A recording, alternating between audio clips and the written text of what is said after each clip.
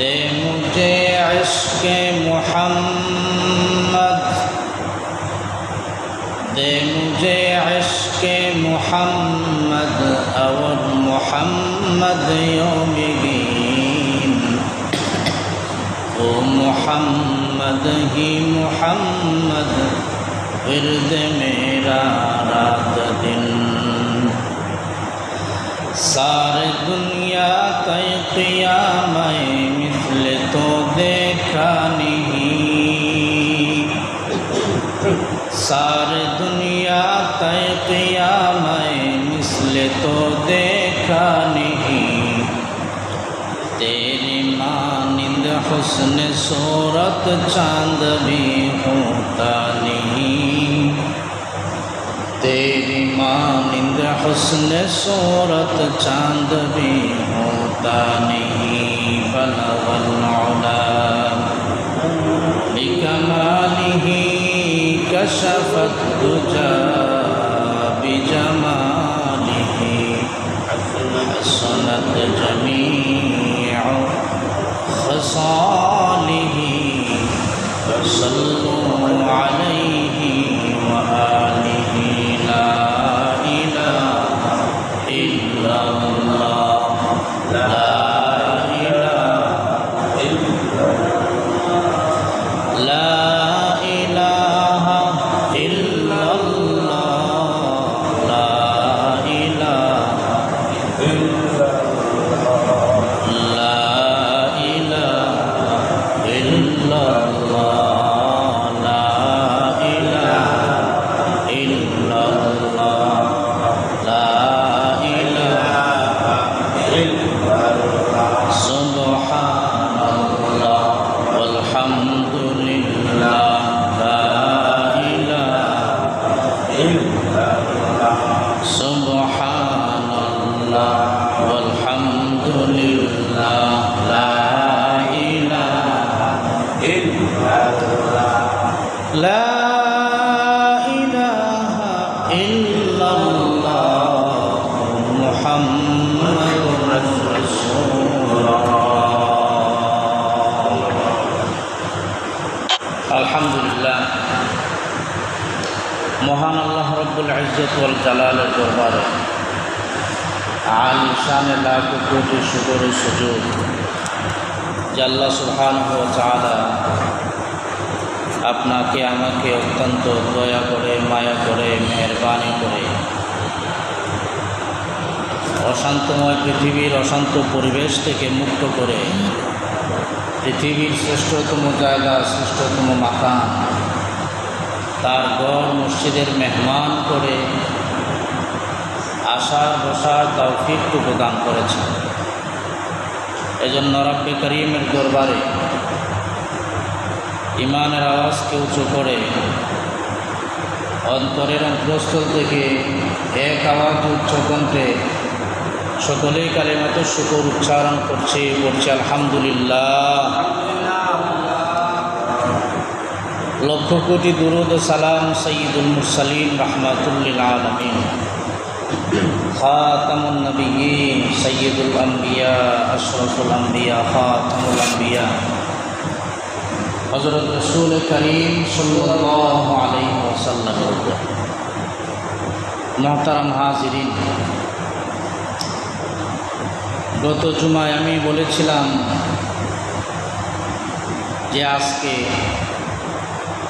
মদ পানের ভয়াবহ পরিণতি সম্পর্কে আলোচনা করব। আল্লাহ সুবহানাহু ওয়া তাআলা যাতে আমাকে তৌফিক দান করেন, ইখলাসের সাথে কথা বলার, আমাদের সকলকে আমলের নিয়তে শোনার তৌফিক দান করেন। সকলেই বলে আমিন। এই পৃথিবীতে মানুষের পান করার অনেক পানীয় আছে, খাওয়ার মতো হালাল অনেক বস্তু, রিজিক আল্লাহ সৃষ্টি করেছেন, যেগুলো মানুষের জন্য উপকারী। ইসলাম সেগুলো হালাল করেছে, আর যেগুলো মানুষের জন্য ক্ষতিকর, ইসলাম সেগুলো হারাম করেছে। ইসলাম এমন একটি ধর্ম, যেই ধর্মে প্রতিটা মানুষের জন্মের পর থেকে দিয়া মৃত্যু পর্যন্ত সে কিভাবে দুনিয়াতে চলবে, কিভাবে কথাবার্তা বলবে, কিভাবে হাঁটবে, কিভাবে খাবে, কি খাবে, সব কিছু বিস্তারিতভাবে ইসলাম বর্ণনা করেছে। ইসলাম হলো একটি পরিপূর্ণ জীবন ব্যবস্থা। এজন্য ইসলামের ভেতরে পরিপূর্ণভাবে প্রবেশ করার জন্য আল্লাহ আদেশ করছেন। আল্লাহ বলছেন, উদখুলু ফিস-সিলমি কাফা, তোমরা পরিপূর্ণভাবে ইসলামের ভেতরে প্রবেশ করো। কাফেররা কিছু মানত, কিছু মানত না। তো আল্লাহ বলেন, আফাতুমিনুনা বিবাদিল কিতাবি ওয়া তাকফুরুনা বিবাদ, তোমরা কি কোরআনের কিছু অংশ মানবে আর কিছু অংশ মানবে না?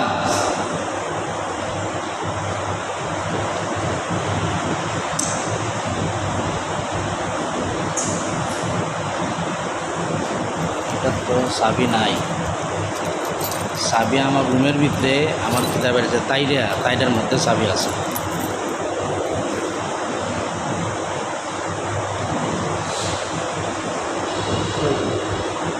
তো কোরআনের কিছু অংশ মানা আর কিছু অংশ না মানা, এর নাম কি ইসলাম?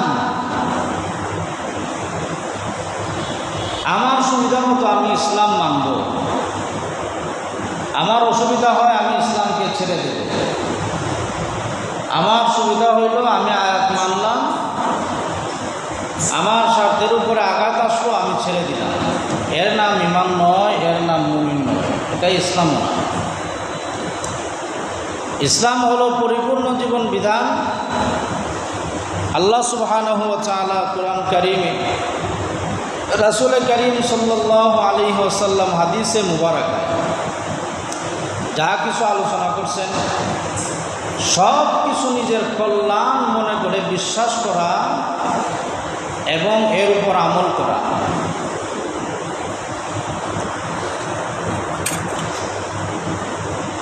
আল্লাহ সুবহানাহু ওয়া তাআলা মদ মানুষের জন্য উপকারী মনে করেন নাই, এজন্য আল্লাহ মদকে, মাদক সেবনকে হারাম করেছে। শুধু মদ নয়, নেশাগ্রস্ত হয় এমন সব কিছুই আল্লাহ হারাম করেছে।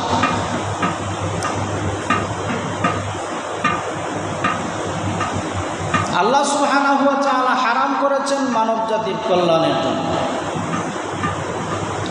আল্লাহ যা হারাম করেন তা বেশি খাইলে যেমন হারাম, অল্পটাও হারাম। আল্লাহ যা হারাম করছেন চূড়ান্তভাবে হারাম করছেন, আর যা হালাল করে দিয়েছেন চূড়ান্তভাবে হালাল করে দিয়েছেন। কেউ যদি মনে করে যে আমি মদ পান করার পরে আমি নেশাগ্রস্ত হই না, তাই আমি এক প্যাক খাই, আধা বোতল খাই, আধা গ্লাস খাই, এটা তার মানুষের কাছে পেশ করার মতো একটা জবাব। কিন্তু তার এই কথার কারণে, এই দৃষ্টিভঙ্গির কারণে মদ হালাল হয়ে যাবে না। রাসূল করিম সাল্লাল্লাহু আলাইহি ওয়াসাল্লাম হাদিসে বলেন, যেটা বেশি পরিমাণে খাওয়া হারাম, সেটা অল্প পরিমাণ খাওয়াও হারাম। যে অল্প খাইলাম নেশা হইল না, তাই এটা হারাম। হারাম এই যে মানুষ নেশাগ্রস্ত হয়ে যায় মদ পান করার কারণে, এটা তো একদিনে হয় নাই। এই যে তার নেশা হয়েছে, প্রতিদিন তার এটা সেবন করা লাগে। এটা তার একদিনে এই সমস্যা হয় নাই, বরং ধাপে ধাপে ধাপে ধাপে তার এই নেশার পরিমাণটা বেড়ে গেছে। তো আল্লাহ সুবহানাহু ওয়া তাআলা যদি হঠাৎ করে হারাম করে দেন, সাহাবী আরেকটা আছে তো, আরেকটা আছে। আল্লাহ যদি হঠাৎ করে হারাম করে দেন, যাও আজকে থেকে মদ হারাম, তাহলে তাদের এইটা হারামটা মানতে কষ্ট হবে, কারণ এটা তো নেশা, এটা তো তাদের রক্তের সাথে মিশে গেছে। এখন এটা তাদের মানতে হারাম, কষ্ট হয়ে যাবে। এই জন্য আল্লাহ সুবহানাহু ওয়া তাআলা 4 ধাপে মদ হারাম করছেন। কয় ধাপে? বুঝে থাকলে আওয়াজ দিবেন, আমি বুঝতে হবে যে আপনারা আওয়াজ বুঝেন কিনা। মদ আল্লাহ হারাম করছেন কয় ধাপে? 4 ধাপে হারাম করছেন। প্রথম পর্যায়ে আল্লাহ সুবহানাহু ওয়া তাআলা কুরআন নাযিলের মাধ্যমে জানায় দিলেন, তোমরা খেজুর এবং আঙ্গুর দ্বারা মাদক তৈরির পাশাপাশি খাদ্যবস্তুও তৈরি করো। কি দ্বারা? খেজুর এবং আঙ্গুর দ্বারা মাদক দ্রব্য আবিষ্কার করার পাশাপাশি তোমরা ভালো খাদ্য আবিষ্কার করো। এটা কার কথা? আল্লাহর কথা। সূরাতুন নাহলের ৬৭ নং আয়াতে আল্লাহ সুবহানাহু ওয়া তাআলা বলেন, وَمِن ثَمَرَاتِ النَّخِيلِ وَالْأَعْنَابِ تَتَّخِذُونَ مِنْهُ سَكَرًا وَرِزْقًا حَسَنًا। আল্লাহ জানাই দিলেন, এই আয়াতে বুঝাইলেন যে মদ এবং হালাল বস্তু, উত্তম বস্তু এক জিনিস না। এই আয়াত কি সরাসরি হারাম করছেন না বুঝাইছেন মদ আর উত্তম বস্তু, উত্তম রিজিক এক জিনিস? এই আয়াত নাযিল করার পরে সাহাবায়ে কেরামের ভেতরে একটা চিন্তা জাগতো, যেহেতু আল্লাহ তাআলা আজকে ঘোষণা দিয়েছেন মদ আর হালাল বস্তু এক জিনিস না, কাজে অচিরেই কোনো আয়াত আল্লাহ নাযিল করে মদকে চূড়ান্তভাবে হারাম করে দিলেন। সাহাবায়ে কেরাম প্রাথমিক অবস্থায় এটা ধারণা করছেন। তারপর আসলো দ্বিতীয় পর্যায়ে। দ্বিতীয় পর্যায়ে সাহাবায়ে কেরাম রাসূল কারীম সাল্লাল্লাহু আলাইহি ওয়াসাল্লামকে মদ এবং জুয়ার ব্যাপারে প্রশ্ন করছেন। মদ এবং জুয়া কি? মদ কি জিনিস, জুয়া কি জিনিস, এই ব্যাপারে সাহাবায়ে কেরাম নবীজিকে প্রশ্ন করছেন। আল্লাহ সুবহানাহু ওয়া তাআলা সূরাতুল বাকারার 219 নং আয়াতে নবীজিকে জবাব শিখিয়ে দিলেন, ইয়াসআলুনাকা আনিল খামরি ওয়াল মাইসির। হে নবী, আপনাকে তারা প্রশ্ন করে মদ এবং জুয়া কি জিনিস, আপনি বলে দিন, কুল ফীহিমা ইসমুন কাবীরুন ওয়া মানাফিউ লিন-নাস ওয়া ইসমুহুমা আকবারু মিন নাফইহিমা। হে নবী, আপনি তাদেরকে বলে দিন, কুল ফীহিমা ইসমুন কাবীরুন ওয়া মানাফিউ লিন-নাস, মদ এবং জুয়ার মধ্যে ভালো আছে, ওয়া মানাফিউ লিন-নাস, মানুষের জন্য উপকারী কিছু বিষয় আছে, ইসমুন কাবীরুন, তবে মদ এবং জুয়ার ভেতরে মানুষের জন্য ক্ষতির কারণটাই বেশি। সুবহানাল্লাহ বলবেন। আল্লাহ ধাপে ধাপে মানসিক চেঞ্জিং আনতেছে। ওয়া ইসমুহুমা আকবারু মিন নাফইহিমা, আর এই মদ এবং জুয়ার মধ্যে উপকারের চাইতে অপকার বেশি, এটা আল্লাহ জানাই দিলেন। এই আয়াত যখন আল্লাহ নাজিল করে দিলেন, তারপরে সাহাবায়ে কেরামের ব্যাপারে, মদের ব্যাপারে কিছু ঘৃণা চলে আসছে। সাহাবায়ে কেরাম, অনেক সাহাবায়ে কেরাম মদকে ঘৃণা করতে শুরু করে দিলেন। কেউ কেউ মদ আবার পান করেন, কেউ ছেড়ে দিলেন, কারণ আল্লাহ বলছেন মদ এবং জুয়ার ভেতরে সামান্য উপকার আছে কিন্তু বেশিরভাগ ক্ষতি, কাজে এটা আমরা গ্রহণ করব না, ছেড়ে দেব। আর কিছু সাহাবায়ে কেরাম এখনও ছাড়েন নাই, কারণ আল্লাহ তো চূড়ান্তভাবে হারাম ঘোষণা করেন নাই, এজন্য অনেক সাহাবী তখনও মদ পান করে যাচ্ছিলেন। তৃতীয় পর্যায়ে আল্লাহ সুবহানাহু ওয়া তাআলা মদ পান করা অবস্থায়, নেশাগ্রস্ত অবস্থায় নামাজে প্রবেশ করতে, নামাজে যেতে নিষেধ করে দিয়েছেন। আল্লাহ সুবহানাহু ওয়া তাআলা সূরাতুন নিসার 43 নং আয়াতে বলেন, ইয়া আইয়ুহাল্লাযীনা আমানু লা তাকরাবুস সালাতা ওয়া আনতুম সুকারা। আল্লাহ সুবহানাহু ওয়া তাআলা ডাক দিয়ে বলেন, হে ইমানদারেরা, তোমরা নেশাগ্রস্ত অবস্থায় নামাজের ধারে কাছেও যাইও না। তৃতীয় পর্যায়ে এসে আল্লাহ বলছেন নেশাগ্রস্ত অবস্থায় নামাজের কাছে যাইও না। এর মানে নেশাগ্রস্ত অবস্থা ছাড়া নামাজে যেতে পারবে। বুঝছেন না কথা? তৃতীয় পর্যায়ে কি হারাম হয়েছে নাকি নামাজের সাথে সংশ্লিষ্ট হয়েছে? এখনও চূড়ান্ত হারাম হয় নাই, কারণ এই মদটা এত জঘন্য একটা পাপ। মদ পান করা এটা মানুষের রক্তের সাথে যখন মিশে যায়, ব্রেনের সাথে কানেকশন হয়ে যায়, তখন এটা তার জন্য ত্যাগ করা অনেক কঠিন। এজন্য আল্লাহ ধাপে ধাপে মানুষকে তৈরি করছেন মদ ছাড়ার ব্যাপারে। আল্লাহ রাব্বুল আলামিন বলেন, লা তাকরাবুস সালাতা ওয়া আনতুম সুকারা। হে ঈমানদারেরা, তোমরা মদ পান করবে, কিন্তু মদ পান করা অবস্থায়, নেশাগ্রস্ত অবস্থায় তোমরা নামাজের দ্বারে কাছেও যাইবে না। তারপরে যখন চতুর্থ পর্যায়ে চলে আসলো, আল্লাহর নবীর এক সাহাবী হযরত আতবান ইবনে মালিক রাদিয়াল্লাহু তাআলা আনহু, তিনি অনেক সাহাবায়ে কেরামকে দাওয়াত দিলেন। তার ঘরে দাওয়াত খাইতে গেছেন প্রসিদ্ধ সাহাবী সাদ ইবনে আবি ওয়াক্কাস রাদিয়াল্লাহু তাআলা আনহু, তিনিও গেলেন। যাওয়ার পরে তারা মদ পান করা শুরু করে দিল। সবাই বংশীয় মর্যাদার কথা কবিতার ছন্দে বলা শুরু করে দিল যে আমি অমুক বংশের লোক, আমি অমুক বেড়া তমুক বেড়া, এটা শুরু হচ্ছে। হঠাৎ করে একজন মুহাজির সাহাবী হযরত আতবান রাদিয়াল্লাহু তাআলা আনহু দাওয়াত দিলেন। সাদ ইবনে আবি ওয়াক্কাস রাদিয়াল্লাহু তাআলা আনহু উপস্থিত ছিলেন। এমত অবস্থায় তারা মদ পান করে গান গায় আর নিজের বংশের কথা কবিতার ছন্দে বলে যায়। এমত অবস্থায় হঠাৎ করে একজন মুহাজির সাহাবী, আনসার সাহাবী, মাথার মধ্যে উটের যে গলার হাড্ডি আছে, হাড্ডি উড়াইয়া দিচ্ছে।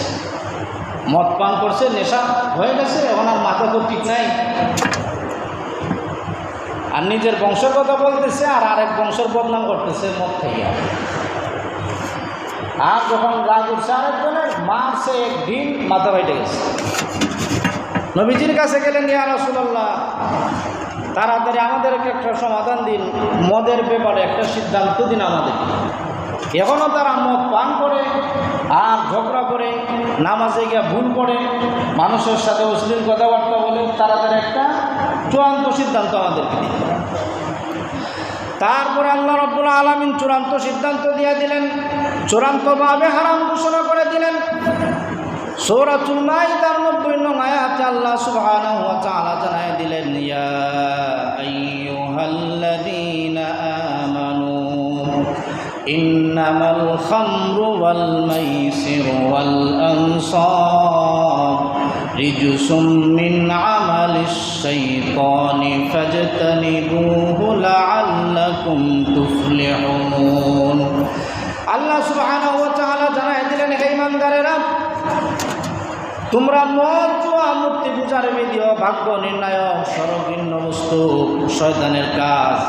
সুতরাং তোমরা ওটা বর্জন করো যাতে তোমরা সফল কাম হোক। ফাজতানিবুহু, তোমরা বর্জন করো। লাআল্লাকুম তুফলিহুন, যাতে তোমরা সফল কাম হোক।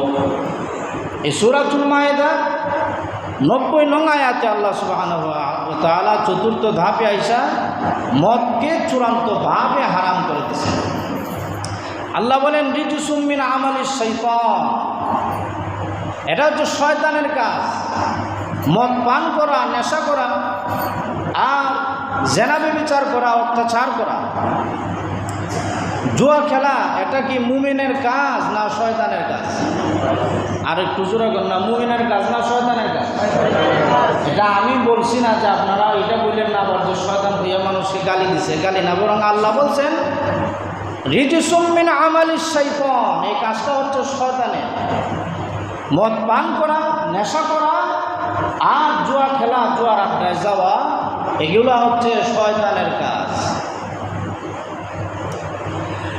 তারপর আল্লাহ সুবহানাহু ওয়া তাআলা সূরাতুল মাইদার 51 নং আয়াতে বলেন, ইন্নামা ইউরিদুশ শাইতানু আন ইউকিআ বাইনাকুমুল আদাওয়াতা ওয়াল বাগদাআ ফিল খামর ওয়াল মাইসিরি ওয়া ইয়াসুদ্দাকুম আন যিকরিল্লাহি ওয়া আনিস সালাহ ফাহাল আনতুম মুনতাহুন। আল্লাহ সুবহানাহু ওয়া তাআলা জানাই দিলেন, শয়তান তোমাদেরকে মদ এবং জুয়ার ভেতরে নিমজ্জিত করে, তারা তোমাদেরকে আল্লাহর জিকির এবং সালাতে বাধা দেয়। তোমরা কি ফাহাল আনতুম মুনতাহুন, তোমরা কি তা থেকে বিরত থাকবে না? আল্লাহ জানাই দিলেন এত ক্ষতি করে শয়তান। কিসের মাধ্যমে? মদ এবং জুয়ার মাধ্যমে তোমাদের এত ক্ষতি করে, আল্লাহর জিকির থেকে গাফেল করে দেয় আর নামাজ থেকে তোমাদেরকে আলাদা করে দেয়। তারপরেও কি তোমরা মদ ছাড়বে না? এটা আল্লাহ ঘোষণা করছে। এই আয়াত শোনার পরে হযরত ইবনে ওমর রাদিয়াল্লাহু তাআলা আনহু খুশির সুরে তিনি মদিনার গলিতে গলিতে দৌড় শুরু করে দিলেন আর সবাইকে ঘোষণা করে জানাই দিলেন, এই পর্যায়ে চূড়ান্তভাবে আল্লাহ সুবহানাহু ওয়া তাআলা মদকে হারাম ঘোষণা করে দিয়েছেন। সুবহানাল্লাহ। আল্লাহ মাদক এবং নেশা জাতীয় জিনিসকে চূড়ান্তভাবে হারাম করে দিয়েছেন। হযরত ইবনে ওমর রাদিয়াল্লাহু তাআলা আনহু যখন এটা ঘোষণা দেওয়া শুরু করে দিলেন, মদিনার অলিতে গলিতে ঘুরতেছেন, ঘোষণা দিতেছেন, এই অবস্থায় তিনি বলেন যে যারা আপনার নেশাগ্রস্ত ছিল, এই আয়াত শোনার পরে সাহাবায়ে কেরামের ভেতরে এমন একটা কম্পন সৃষ্টি হয়েছে, যার হাতের মধ্যে মদের পেয়ালা ছিল হাত থেকে মদ ছেড়ে দিছে, যার গলার মধ্যে মদ ছিল সে গলার থেকে মদ উল্টায় ফেলাই দিছে, যার পেটের ভেতরে মদ গিয়েছিল সে মদ অবস্থায় বমি করে মদগুলো বের করে দিছে, মদের যে বড় বড় টাঙ্কি আছে, মস্ক আছে, এগুলাকে বাইরেইয়া ভেঙ্গে তারা মদিনার অলিতে গলিতে এমনভাবে বাসায় দিছে, বৃষ্টির পানি হইলে যেমনভাবে পানি অনেক কিছু বাসায় নেওয়া যায় খড়কুটা, এইভাবে মদে খড়কুটা বাসায় নেওয়া গেছে।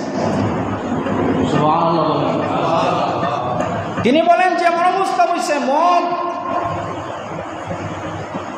যে মদের এত দুর্গন্ধ আর এত পরিমাণ মদ ছিল সেখানে, যে দীর্ঘদিন পর্যন্ত বৃষ্টি যখন হইতো আবার মদের দুর্গন্ধ ছড়ায়। তো প্রথম পর্যায়ে আল্লাহ সুবহানাহু ওয়া তাআলা তাদেরকে ডাইরেক্ট অ্যাটাক করে বলেন নাই যে মদ হারাম, বরং বলেছেন ভালো জিনিস আর মদ জুয়া এক জিনিস না। প্রথমে বুঝাইছেন এইটা।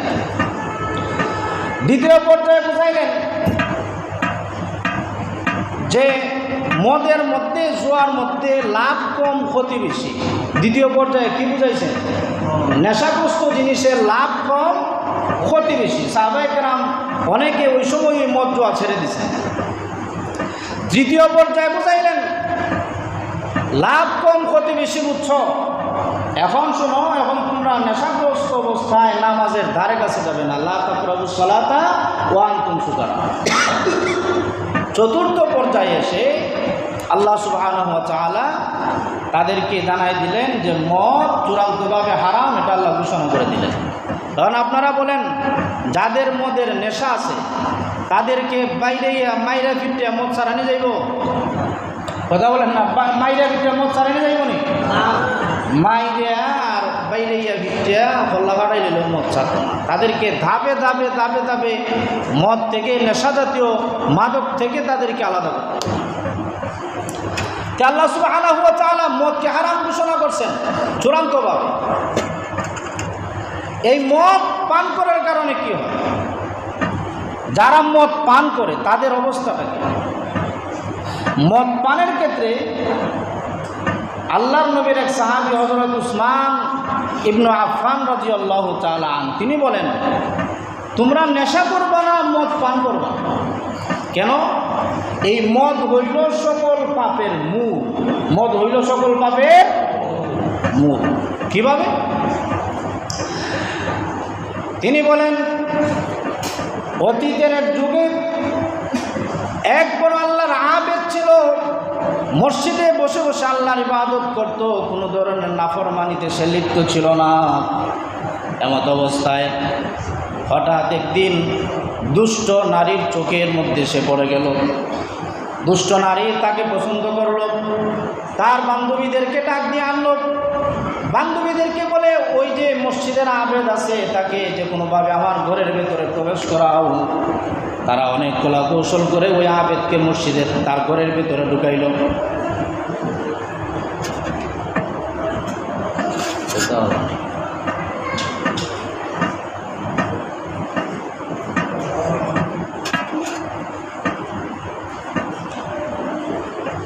ওই দুষ্ট নারী তার বান্ধবীদেরকে কলা কৌশল শিখাই দিল। বান্ধবীরা তাকে ওই আবেদকে তার ঘরের ভেতরে ঢুকাইল। বয়ান করবেন নি করতাম না।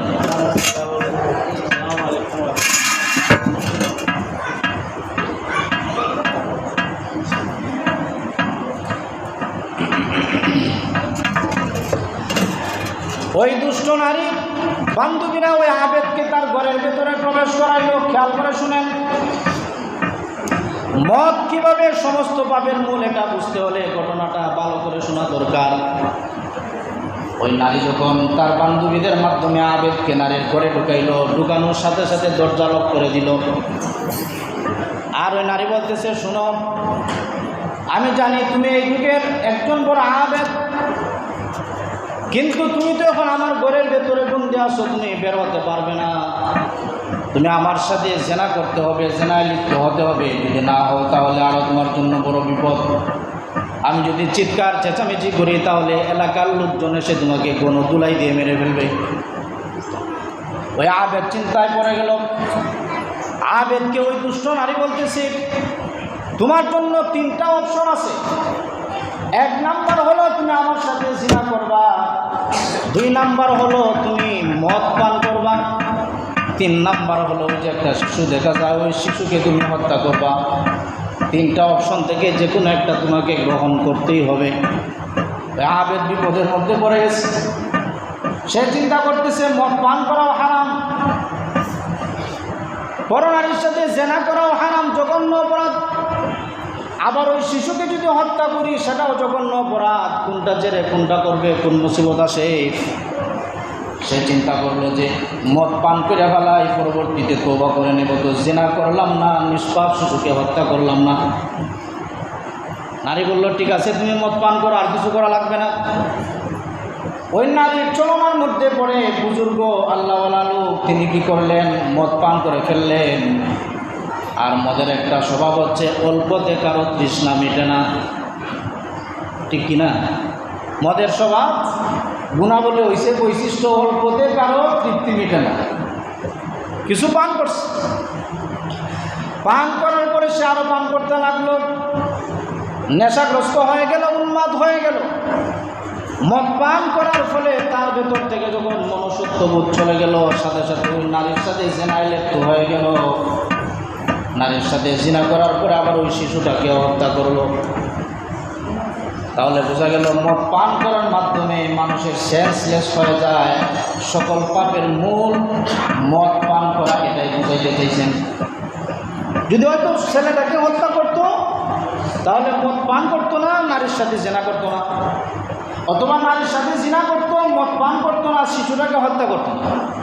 কিন্তু মদ পান করার কারণে নেশাগ্রস্ত অবস্থায় মদপান করলো, নারীর সাথে জিনাও করলো, আবার শিশুটাকে হত্যা করলো। এই কারণে যারা মদ পান করে তাদের ব্যালেন্স থাকে না। নেশা হয়ে গেলে, এখন তো হাজি তো মদে নেশা হয় না। পত্রিকার এক বিজ্ঞাপনে আসছে যে বাংলাদেশে প্রায় 24 ধরনের মাদক আছে, নেশা জাতীয় জিনিস আছে। কয় ধরনের? কল্পনাও করতে পারবেন না যে এর মাধ্যমে নেশা হয়। আর এই নেশার মাধ্যমে দেশের খুব লাভ হইতেছে মনে হয়। যে অনেকে তো বলে, যদি মদ আমরা পরিবেশন না করতে পারি, চাকরিও টিকবে না, কোম্পানিও টিকবে না। বিভিন্ন ধরনের তারা অজুহাত দেখায়। মদের মাধ্যমে লাভ হয়, বিজনেস হয়, ব্যবসা হয়, আন্তর্জাতিক বিজনেস, কত কিছু মানুষকে দেখায়। কিন্তু এই মদ পান করার মাধ্যমে নাইট ক্লাবে নিয়ে গেছে, চলো তোমাকে নাইট ক্লাবে নিয়ে যায়, শুধু একটু আনন্দ ফুর্তি করবো, আর কিছু না, তুমি দেখবা শুধু। নাইট ক্লাবে নেওয়ার পরে মদ পান করাইছে জোড়া বলে। আর মদ এমন একটা যে ব্যাপার, যে মদ পান করে সে একা পান করতে পারে না, তার আশেপাশে যে থাকে তারে জোড়া বলে হইলেও পান করাইয়া যায়। এটা হচ্ছে নেশাকুরদের অভ্যাস। নিজের পকেটের টাকা দিয়ে মদ পান করাবে আপনাকে, এটাতে স্বাচ্ছন্দ্য বোধ করে।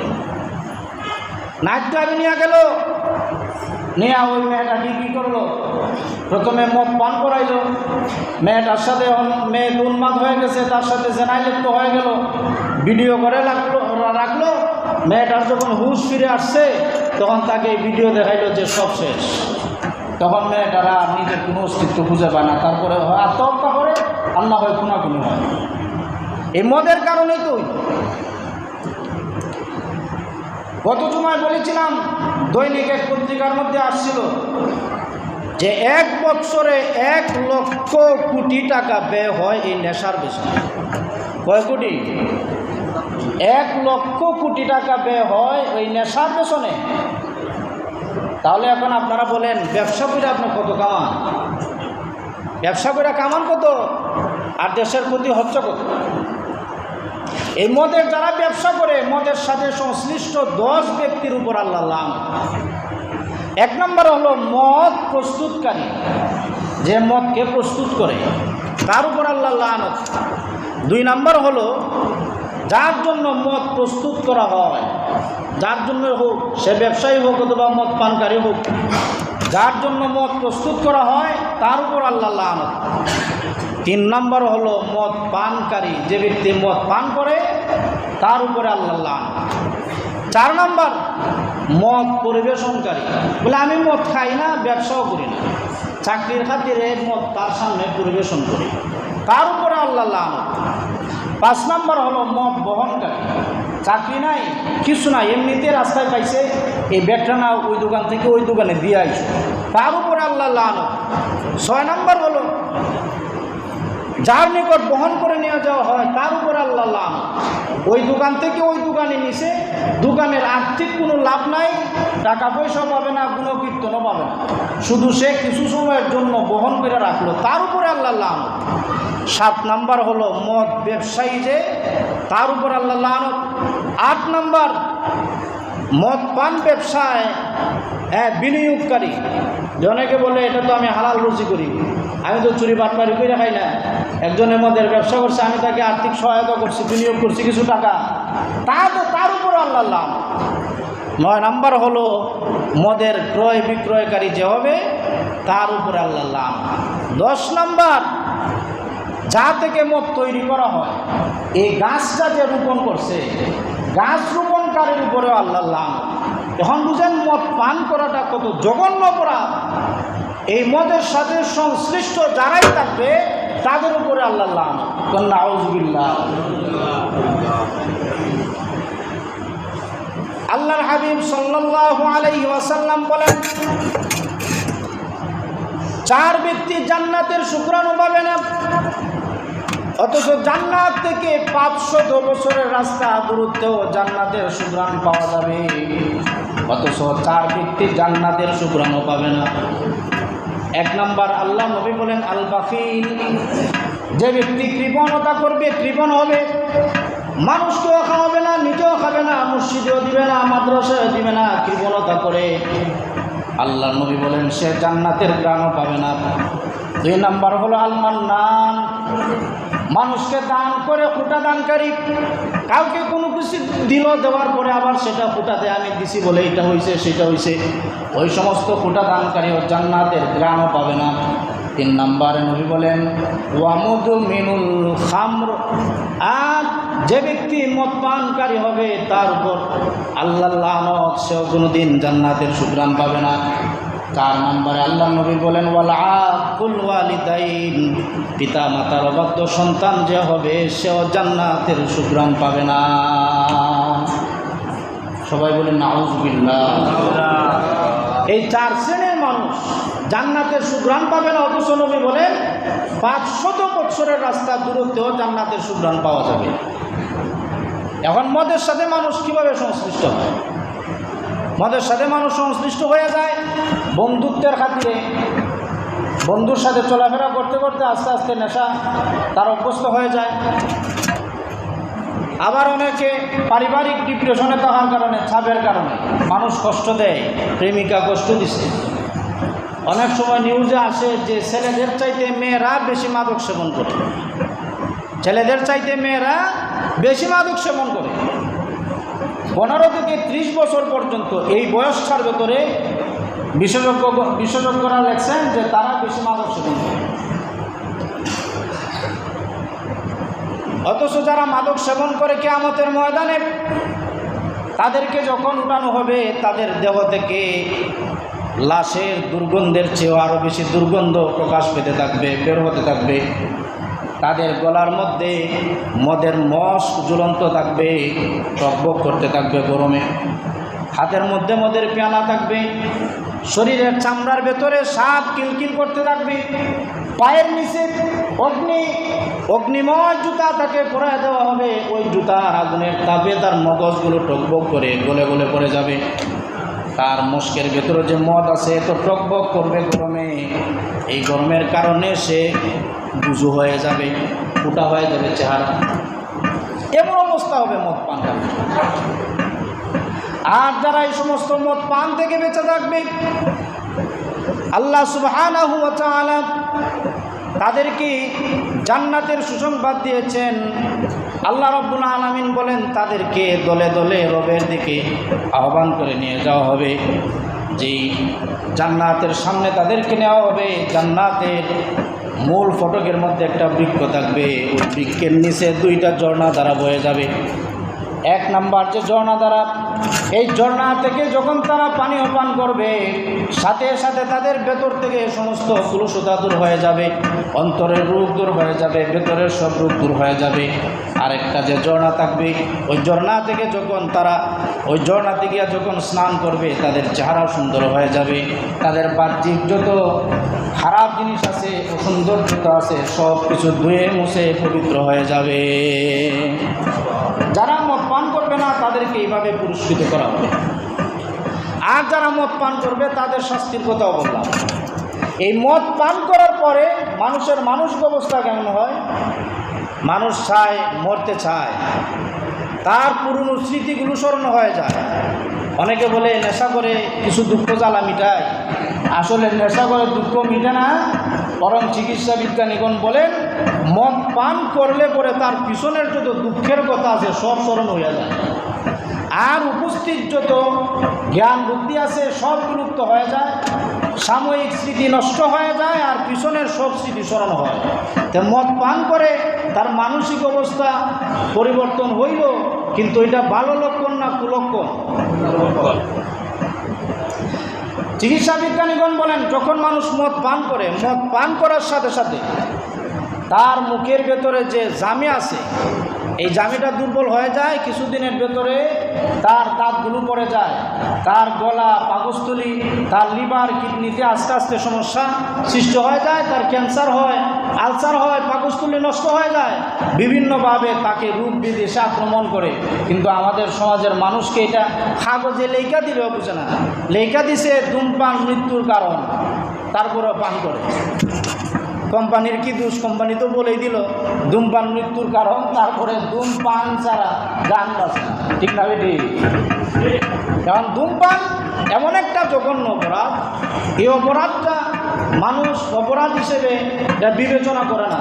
একজন আলেমের সামনেও সিগারেট খায়, একজন বাবার বয়সী মুরব্বীর সামনেও সিগারেট খায়, একজন ছেলের বয়সী নাতির সামনেও আপনার কী খায়, সিগারেট খায়। কিন্তু এটা সে বুঝে না যে নিজের ছেলে যদি সিগারেট খায় কেমন লাগে। নিজের ছেলে সিগারেট খাইলে এবারে সিগারেট খাচ্ছেন, তখন বলে যে আপনি কান, আমি খাইলে কি দিস। তাহলে এই যে নেশাদ্রব্য যেগুলো আছে, সিগারেট, এরপরে দুর্গন্ধযুক্ত যা কিছু আছে, সব কিছু যেমনভাবে পান করা নিষেধ, মানুষের সামনেও পান করা নিষেধ। হাদিস শরীফের মধ্যে এসেছে যারা এই সমস্ত বিষয়ের সাথে সংশ্লিষ্ট থাকবে তাদের সাথে উঠা বসা, চলাফেরা সব কিছু নিষেধ। তারপরে মদ পান করার পরে যখন নেশা হয়, বউকে তালাক দেয়, তালাক দিয়া বলে আমি তালাক দিছি না। বউকে 100 বার তালাক দেয়, তালাক দেওয়ার পরে বলে আমি তালাক দিছি না, কিন্তু তালাক তো হয়ে গেছে, তারপরে যতদিন সংসার করবে জেনার গুনাহ হবে, জেনার গুনাহ হবে, জেনার গুনাহ হবে। আর কি করে? নেশাগ্রস্ত অবস্থায় সে মনে মন বাক্য বলে, কুফরি কালাম বলে যে তার ঈমান নষ্ট হয়ে যায়। এই অবস্থায় যদি মারা যায় সরাসরি জাহান্নামে যাবে, আর কোনো মাঝখানে কোনো বাধা সৃষ্টি হবে না। কাজে মদ পান করা আল্লাহ সুবহানাহু ওয়া তাআলা নিষেধ করছেন, হারাম করছেন। এটা আমাদেরকে বঞ্চিত করার জন্য না কল্যাণের জন্য? আর একটু জোরে বললাম, মদ পান করা যে হারাম, এটা আমাদেরকে বঞ্চিত করার জন্য না কল্যাণের জন্য? তখন যদি কেউ বলে আল্লাহ আমাদেরকে বঞ্চিত করার জন্য মদ পান নিষেধ করছেন, তাহলে তাকে আর বুঝাবে কে? আর মদ পানকারী যারা, তাদেরকে আপনারা পার্সোনালি বুঝাবেন, ধাপে ধাপে বুঝাবেন, আস্তে আস্তে বুঝাবেন। তার উপর চাপ প্রয়োগ করবেন, সে আরও বেশি নেশা করবে। চাপ প্রয়োগ করলে আরও বেশি নেশা করবে। তাকে আস্তে আস্তে বুঝান। যখন মদ পান করে না, ভালো অবস্থায় থাকে, তখন তাকে মসজিদে নিয়ে আসেন। মসজিদের ইমাম সাহেব যখন কোরআন তেলাওয়াত করে, চিকিৎসা বিজ্ঞানীরা বলেন এই কোরআন তেলাওয়াতের আওয়াজটা একটা আলুর রশ্মি। এই আওয়াজটা যখন মুসল্লির কানে যায়, তখন তার সমস্ত ডিপ্রেশন দূর হয়ে যায়। সুবহানাল্লাহ। মানুষের ডিপ্রেশন দূর হয়ে যায়। আপনার মনে দুঃখ আছে, আঘাত আছে, ডিপ্রেশন আছে, অনেক টেনশন পেরেশানি আছে, মসজিদে আইসা জামাতে নামাজ আদায় করেন, সব দূর হয়ে যাবে। আর কোরআন তেলাওয়াত করেন, সব ডিপ্রেশন দূর হয়ে যাবে, নতুন জীবন ফিরে পাবেন।